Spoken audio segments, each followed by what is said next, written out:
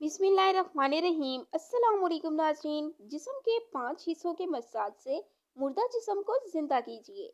अगर आप जहनी परेशानी, असाबी खिंचाव और तनाव, दिल और दिमाग की कमजोरी, याददाश्त बढ़ाने, मीदे के निज़ाम की इस्लाह के लिए, बीमारी के बाद कमजोरी को दूर करने के लिए, शुगर के मरीजों की कमजोरी दूर करने के लिए और ख़ास तौर पर जो डिप्रेशन के मरीज हैं उनके लिए, हाथ पाँव कांपते हो, अगर चाल में लड़खड़ाहट हो, इन सब बीमारियों में ये टोटका बहुत मुफीद है।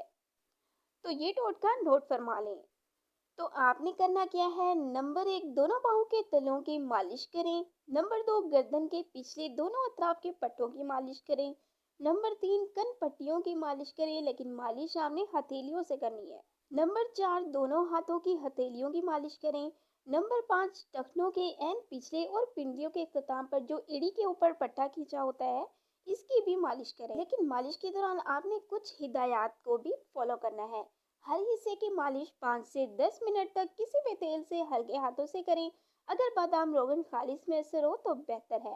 रोजाना सुबह शाम मालिश करें। मालिश के फौरन बाद गुस्ल हरगिज ना करें और ना ही ठंडे माहौल में बैठें। Thanks for watching. Please subscribe my channel health clinic.